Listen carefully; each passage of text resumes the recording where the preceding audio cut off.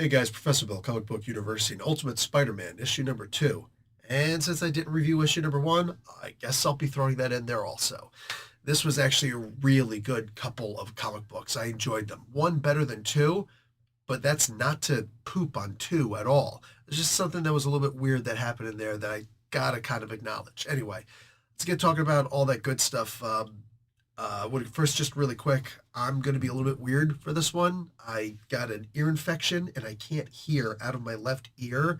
Already not somewhat partially deaf, I guess you could say. Anyway, so it's really weird right now. Equilibrium's completely off, and I have a really bad case of bronchitis. But I'm on antibiotics, so you shouldn't get any computer viruses. Anyway, let's get talk about who made this comic book. We'll go on from there. So Jonathan Hickman is the writer. Marco Cecchetto did the art, Matthew Wilson on colors, and VC's Corey Petit on letters. Cover art by Cecchetto and Wilson, so loving it. Bunch of variant covers out there also. Go check them out. And Stan Lee and Steve Ditko created this mother fathead. So this was like the first issue was fairly long, and I'm glad that it was because that's pretty much the only way you're really going to get a solid story out of it, right? You get so at the end of the Ultimate baloney that came out before. Some people said they liked the way it ended. I know I've seen some of that stuff. A lot of people are like, whatever, was blah.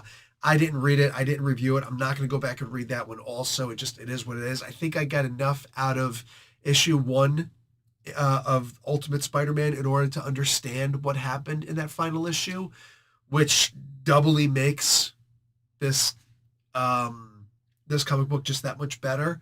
So that genuinely makes me happy. Like when I don't need to go back and read something else, it makes me happy. It's weird also that they wound up making Tony Stark the bad guy, or at least in most people's eyes, right? Because apparently like a beam came to something, whatever, and some things were shot, and Tony Stark is to blame for it. Nobody ever knew who the heck he was. He was the son of his father, right? But I can't remember his name. But anyway, I may have mentioned him sick, right? So anyway, he jacked him up, but then all of a sudden now everybody knows Tony Stark's name, right? And he's got this weird form of Iron Man armor, and it's wild that Hickman is doing so much in these two issues that remind me of all of those original Ultimates issues that came out, because something very similar happened with Stark and his father in the original Ultimates line. I'm kind of sort of hoping that we don't have to deal with Tony having that tumor anymore, because that was a really interesting concept, but is what it is. Anyway, so many things that reminded me of the previous thing, and other than like at the end of this issue, it says something about one more day. It's like really, really, you had to bring up one more day of all things. I like that. I like that Aunt May was killed. Okay, just take that out of context and it doesn't sound right, but I like that she was killed and not Uncle Ben in this particular event that happened.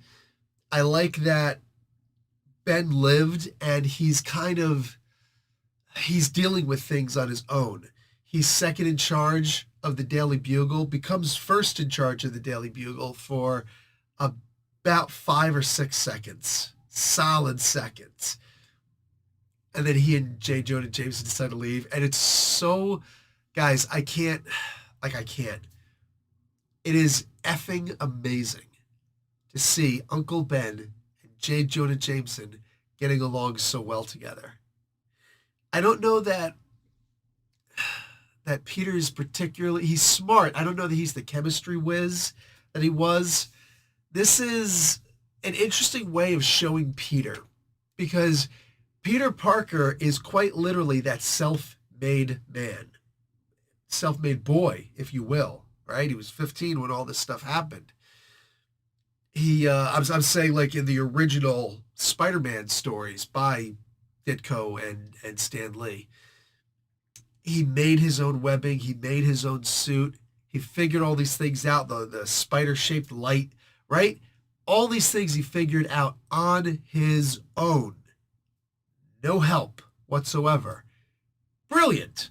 In this one, the thing that kind of made it weird for me is that Stark, Tony specifically, who everybody knows to be the bad guy, suddenly shows up in a hologram form saying he's locked in a room and he's 6 months in the future. But here's this, and I know I'm supposed to be responsible for all this stuff, but here's this spider that I'm telling you is radioactive and you should let it bite you.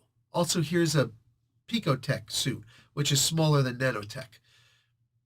I mean, like, if you wanted to rush the story, sure, he just accepts it.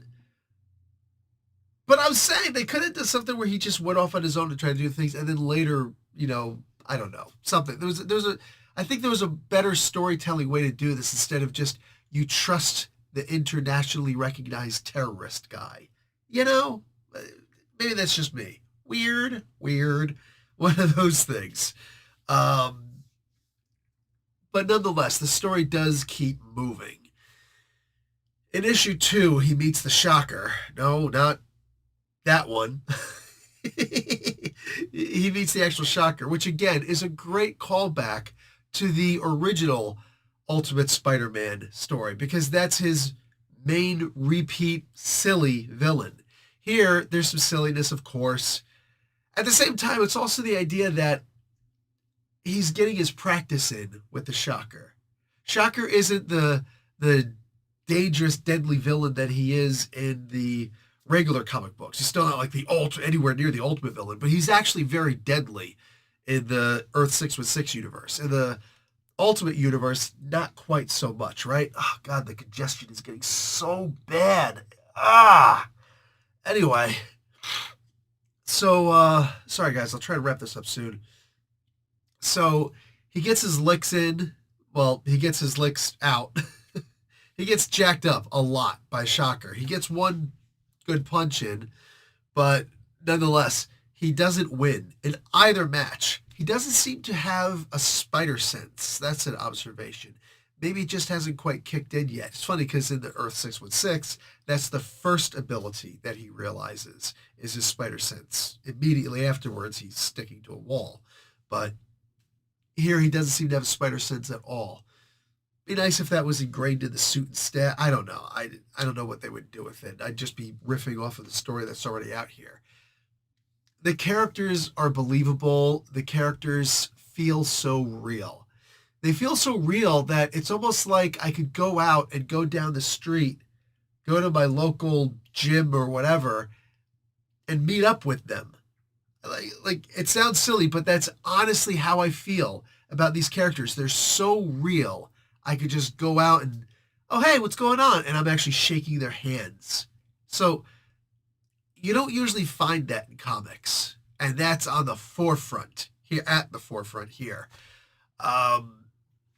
There was I put out a tweet prior to this. I said, hey, what did you think about issue number, or this Ultimate Spider-Man so far? Only got one reply, but it was also only a little while ago. Anyway, I got to start putting them out in advance. Joseph Hagen says, it's interesting, but it seems like it needs something to get it going faster. Okay. It seems like it will be a slow burn comic. While don't appreciate the suit being technology based, I wish it worked more like the 616 version with the material.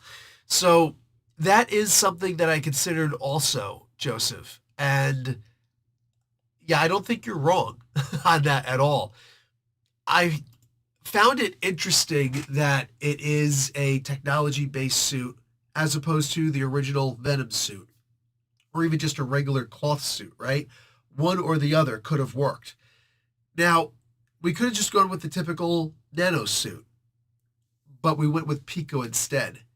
If this is just going to be some dust that forms a costume, well then, with all due respect, boring.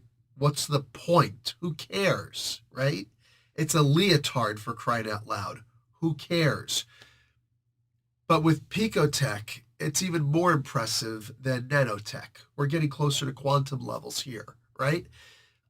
There's any number of things, up to our imaginations, what the suit could actually do. Maybe he just hasn't unlocked them yet. like you'd think about the Spider-Man movies, right? With Tobey Maguire, not Tobey Maguire, with not Andrew Garfield, with the other guy. Anyway, with that stuff, Tom Holland, that's his name, Tom Holland. How the suit would keep on doing different things, right? Uh, Permanent kill mode. What? No, no, not that. That could very well happen here with this suit. But nonetheless, there's a lot of potential here. One thing that I hope you're right on, even though it doesn't seem like you enjoy the idea of it, I do hope that it's a slow burn. I would really hate for this to just be 4 or 5 lousy issues of a comic book, and then we go back to something else instead. No, no, no, no. I actually want to see the Ultimate Universe being played out here.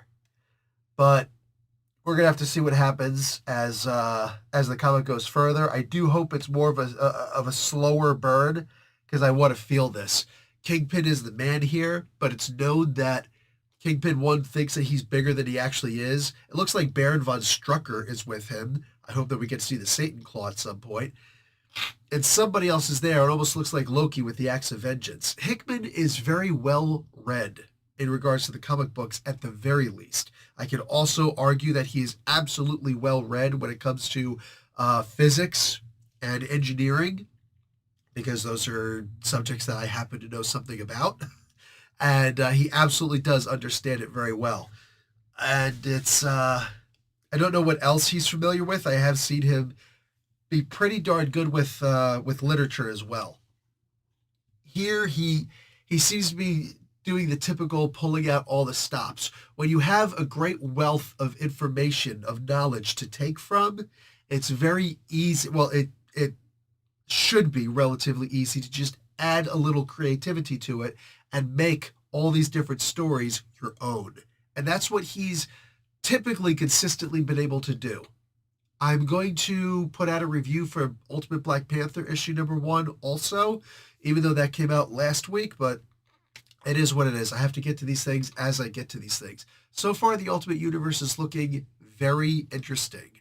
Must read, I wouldn't quite go there yet. I don't know that I'm going to read the Ultimate X-Men. I am not a fan of Peach Momoko, despite some people saying that they're a huge fan of what she did there. I doubt that I'm going to read it, but it is what it is. Anyway, guys, feel free to check out these comic books. Make sure you check out my Kickstarter, which is going to start this Friday. I got 2 books that I have completed, and I just want to print out a whole bunch more and send them to you guys. They are a book on traps and a book on puzzles, both of them for Dungeons & Dragons or any fantasy or sci-fi or whatever tech RPG that you're going to be in, or if you just like the idea of reading about all these things. Anyway, guys, I will talk to you later. Like the video, watch an ad. Professor Bill, Comic Book University. Class dismissed.